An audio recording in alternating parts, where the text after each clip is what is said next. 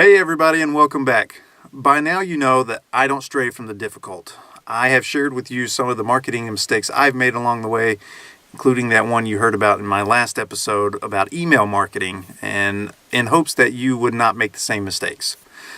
Like email marketing, social media has its own set of unwritten rules that are constantly changing.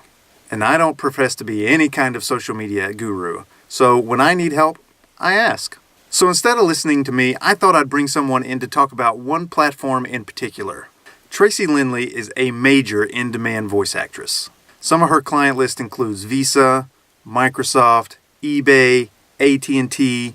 You see what I'm getting at. Tracy's client list continues to grow every single day, in part because of her social media strategy, particularly on LinkedIn. In fact, she's created the LinkedIn Edge to help anybody and everybody looking to get better business relationships on LinkedIn. So right now, I'd like to welcome the professional voice with personality herself. Tracy, thanks for joining me.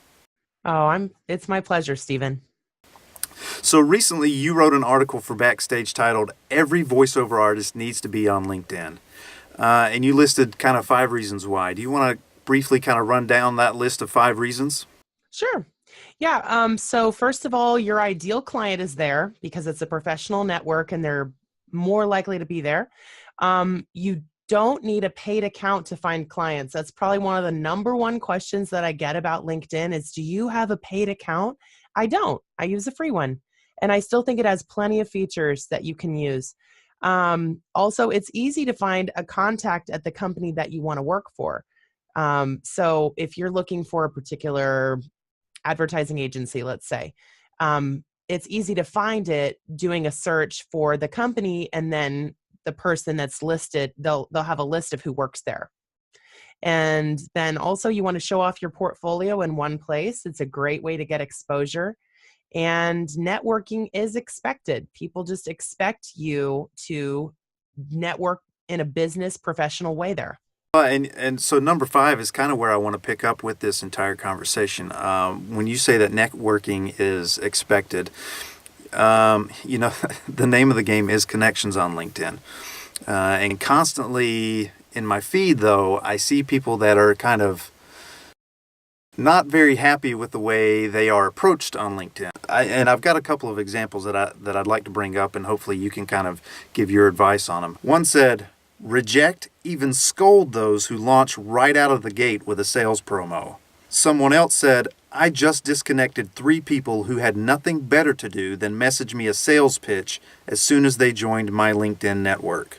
And here's where I think people are struggling, and it goes for anybody, not just voiceover people. This is for anybody that's on LinkedIn. There's this thought process out there that people should be direct about their intentions about trying to find work, but at the same time not be aggressive. So I guess the question that I want to ask you is, how do we walk that tightrope? How do we network on LinkedIn with the intention of trying to find work but not be aggressive? What are your suggestions, or what are your tips? That's a good question, Stephen, and one that I do get asked a lot too. I think what's important to remember is the golden rule. How do you want to be treated? I have definitely gotten my share of sales pitches too, and they're not personalized. You can tell they're just copy and pasted. Sometimes they have nothing to do with any of my interests or my profession. It might be somebody who wants to be my financial advisor, or people try to sell me shakes or nutrition things or fitness things quite often. And all of that stuff has to be prefaced with a bit of personalization. And I think definitely a casual edge. I'd say that, I've never gotten anywhere in life without being assertive. I think it's okay to say what you want, but say it in a way that is mutually beneficial. Definitely let them know that you're there to work with them, because otherwise it's kind of like, well, why are they connecting with me?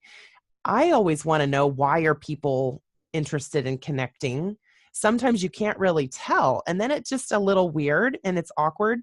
So I think it's definitely fine to let them know that you're there to be a resource to them in their business for voiceover services. I always try to keep the messages pretty brief, and I think it's fine to use templates too, or my Canadian friends, as they say, templates. Um, so That's fine, but personalize the top part if you can. Get a couple of sentences that talk about them. Make sure to check out their work.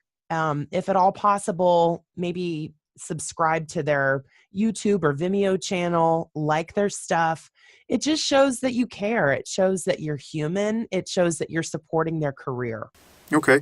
So would you suggest doing this in that personalized invite on LinkedIn or kind of waiting until they connect? Well, I would definitely say to take advantage of the fact that we can personalize our request to connect, but that's very short. That should just be really, really brief. And then once they do connect, then you can send that message that I was kind of describing. Okay. And then you can even do follow up, if sometimes they respond, sometimes they don't.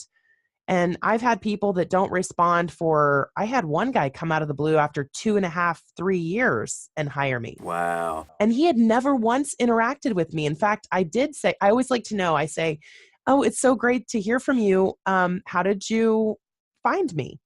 And he was like, well, we connected on LinkedIn, and I checked my messages. There was nothing.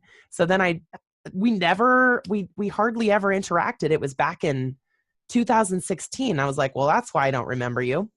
But we ended up working together, and it was great. He was easy to work with and to the point.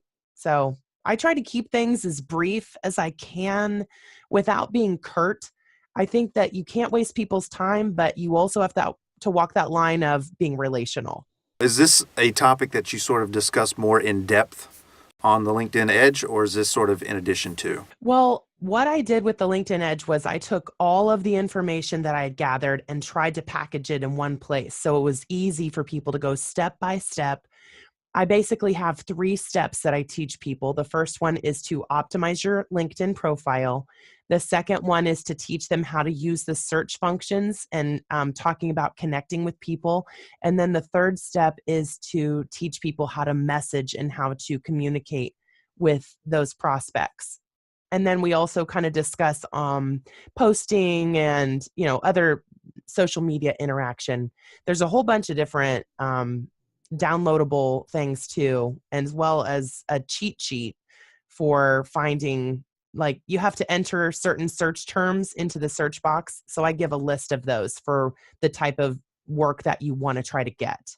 That point number 3 that you were talking about on your LinkedIn about communicating with people, that sounds like something that people outside of voiceover could actually benefit from. What other kind of takeaways do you think people outside of our industry could get if they signed up for your course?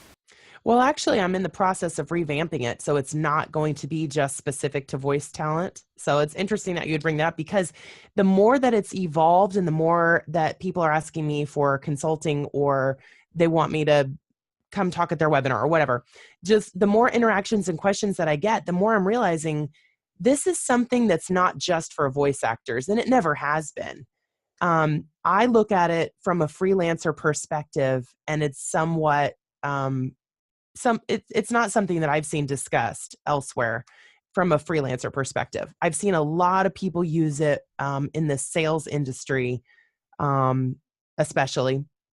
But yeah, as freelancers, sometimes we just kind of forget about LinkedIn, but it does have it has great tips for people that are within or outside of voiceover, because we all need to just really think about business communication a little bit more.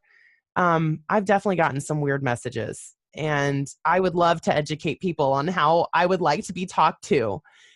I think it's important. I mean, just going back, think about how you want to be communicated with. Whether or not you like a sales pitch, I don't think there's going to be too many people raising their hand that they like that. And so I think a gentle approach, but assertive, is the key. All right. Well, Tracy, thank you so much for this. If you guys at home are really interested in the LinkedIn Edge, I'm going to put a link to that in the comment section below. Tracy, thank you so much for your time today. Thank you, Stephen. It's been a pleasure talking with you.